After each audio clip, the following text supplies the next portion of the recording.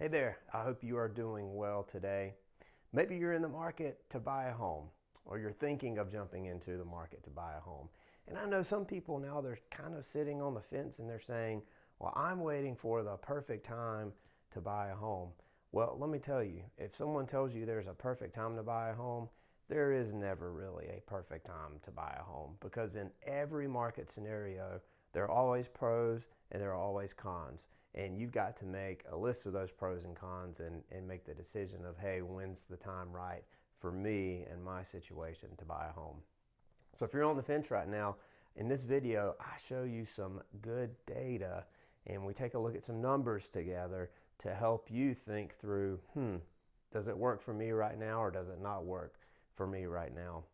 Let's face it, I know that buying a home and selling a home as well, they're big decisions that we make for ourselves. So I like to try to take as much emotion out of that as possible and look at hard data to make a good decision. So take a look at this video and we'll learn a little something together.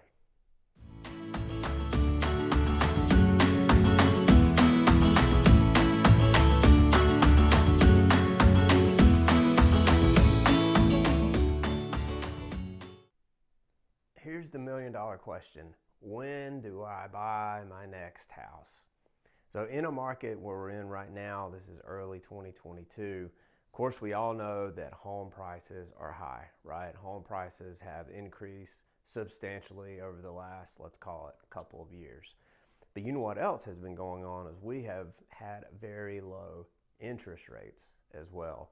So when you're thinking about your next purchase, your next home that you're going to jump into, you've got to consider the full picture. You've got to look at, of course, the price of the house, but don't forget about the interest rate because the interest rate makes a huge impact on your monthly budget.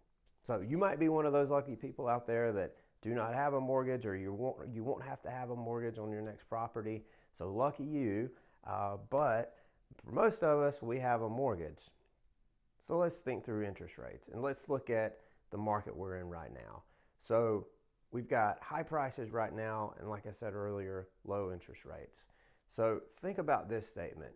You want to buy when interest rates are low, not necessarily when prices are low. So once again, you want to buy when interest rates are low, not necessarily when home prices are low. What do I mean by that? Let's jump into this mortgage calculator together and I'll show you a simple example and we'll take a look at a property that you may purchase today at one price, and let's say you're thinking, you know what, I'm gonna wait for a few months down the road because I think some people say, hey, the market will crash. We don't know if it will or not, but chances are we won't see a crash because we all know what happened in 2008, right, with the subprime lending. That led to a big crash in the real estate market. Well, that is not happening right now. There is no subprime lending like we experienced back in 2008. So what's going on right now is just it's simply supply and demand, but that's for another discussion. So if you're thinking of, hey, I'm going to wait for the market to downturn, we'll just call it a downturn. Maybe you're waiting for the prices to come down. Well, let's jump into this mortgage calculator together and we'll take a look at the impact of interest rates and how that will that can change your monthly payment. Come on, give me a subscribe, give me a like, and support my channel. I appreciate you. Together. So I'm a numbers guy and I like to look at data and it really helps to take emotion out of everything. So let's say, for example, that you are looking at a $650,000 home today. So you're going under contract on a $650,000 home, and let's say you're going to put 20% down. So that means you're going to take out a loan for $520,000.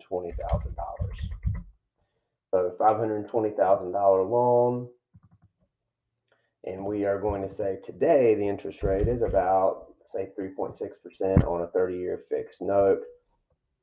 So that comes out to a monthly payment, as you see here. And this is just your principal and interest. So keep that in mind. But that comes out to be $2,364 per month. So that's if you purchased something like this today.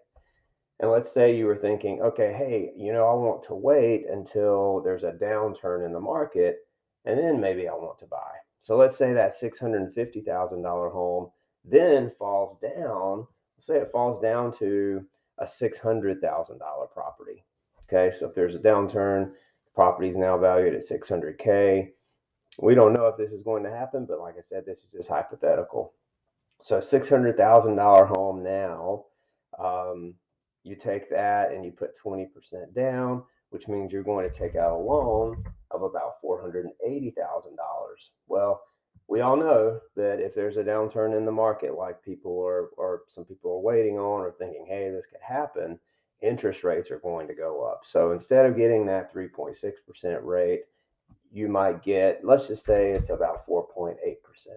Like I said, this is just a made up scenario here, just to look at numbers. So at 4.8%, your monthly payment then jumps to $2,518 per month.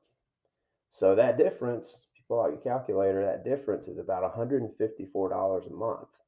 So if you wait for the market to downturn, sure, you might save about $50,000 on the purchase price of the home, but that difference in interest rate, the 1.2% difference in interest rate, actually costs you more money per month. It costs you an extra $154 per month.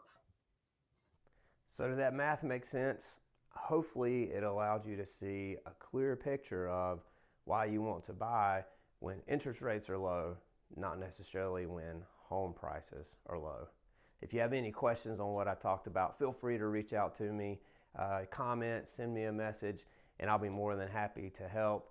I hope you have an awesome day, and I look forward to seeing you guys on the next video. Take care.